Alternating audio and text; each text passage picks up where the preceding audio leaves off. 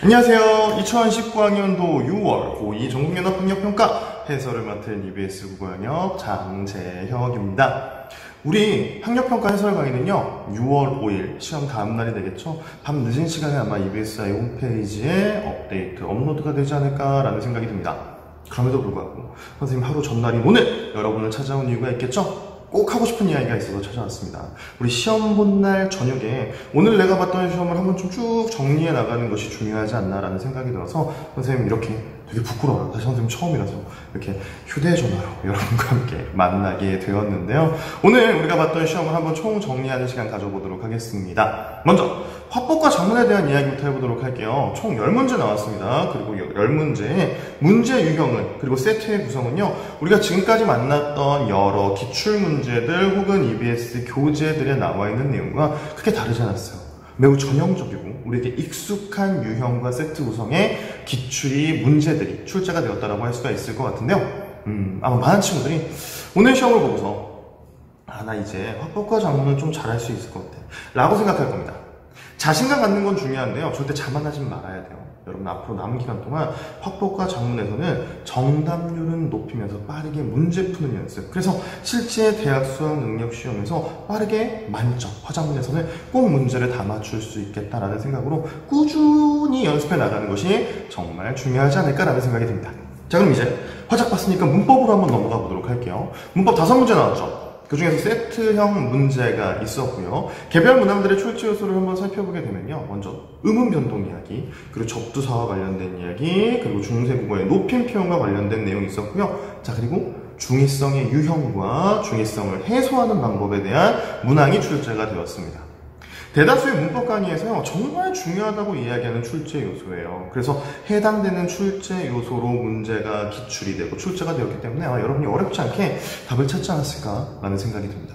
혹시 이번 문법 문제를 틀린 친구들이 있다면 단순하게 왜 틀렸는지만 확인하는 것으로 그치지 말고요, 내가 해당되는 문법 개념을 제대로 알고 있는지 그걸 다시 한번 확인하고 넘어갔으면 좋겠어요. 자, 이제 문학 가보겠습니다. 문학 작품, 이번 시험에 출제된 작품들이요, 아마 많은 친구들이 굉장히 생소하다고 느꼈을 거예요. 처음 보는 작품들이 정말 많지 않았을까라는 생각이 드는데, 생소하지만 뭔가 낯설지 않은 느낌 들었을 겁니다. 작가를 한번 살펴보세요.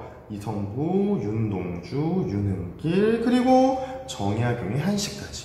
우리에게 정말 익숙한 작가들의 작품이 출제되었거든요. 해당되는 작품을 내가 처음 본다라고 하더라도 절대 당황하지 말라는 거. 그 작가의 다른 작품을 알고 있다면 그 다른 작품에 접근했던 틀을 가지고 그걸 배경 지식으로 해서 새로운 생소한 작품에 접근한다면 여러분 어렵지 않게 생소한 작품도 분석해낼 수 있을 겁니다. 각각의 작가들이 가지고 있는 작품의 경향들이 그대로 이어지는 작품들이 이번 시험에 출제가 되었거든요. 그러니까 여러분이 이번 시험의 문제들 그리고 문학 작품들을 다시 한번 분석해내면서 그 작가들이 가지고 있는 작품이라고 이야기하죠. 어떻게 작품을 창작하며 그 작품 창작과 관련된 시대 상황 무엇과 연결되어 있는지 배경 지식으로 끊임없이 쌓아가는 연습을 해줬으면 좋겠습니다. 아마 이번 시험에서도요, 여러분을 정말 힘들게 했던 건 아무리 그래도 독서 영역이 아닐까라는 생각이 들어요. 총 3지문 나왔었죠. 하나는 인문이었고요, 하나는 사회지문이었는데 그 사회지문 중에서도 많은 친구들이 정말 힘들어하는 경제지문이 나왔습니다. 2개죠. 경제지문이 나왔습니다. 그리고 과학지문이 출제가 되었는데요, 과학지문에서는 자연선택 진화와 관련된 이야기가 나왔죠. 근데 이번 독서지문이 가지고 있는 공통된 특징이 있는 것 같아요.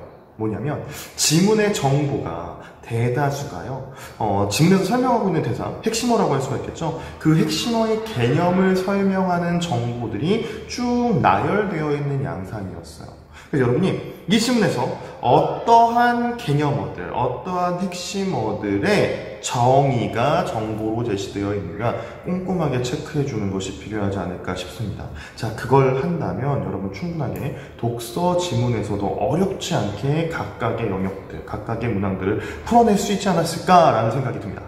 많은 친구들 3월달 시험이 정말 어려웠기 때문에 이번 4월 시험에서, 4월이 아니죠, 6월 시험에서 정말 많은 부담을 가지고 문제를 풀었을 거란 생각이 듭니다. 일단 너무 많이 고생을 했고요, 틀린 문제가 있다라고 해도 절대 서글퍼하지 말라는 거, 어디까지나 모의 시험일 뿐입니다. 우리는 대학 수학능력 시험이라고 하는 아직 먼 것 같은 그 최종의 목표를 향해서 지금 내가 가지고 있는 부족한 부분 하나하나 메워나가고 채워나간다는 생각을 했으면 좋겠고요. 구체적으로 한 문제 한 문제 어떻게 접근하는 것이 좋으며 어떻게 해결해 나가야 될지는 선생님과 곽동훈 선생님이 6월 5일 밤에 여러분과 함께 해설 강의를 통해서 하나하나 해결해 나가 보도록 하겠습니다. 자, 그럼 우리 해설 강의를 통해 만나요. 안녕.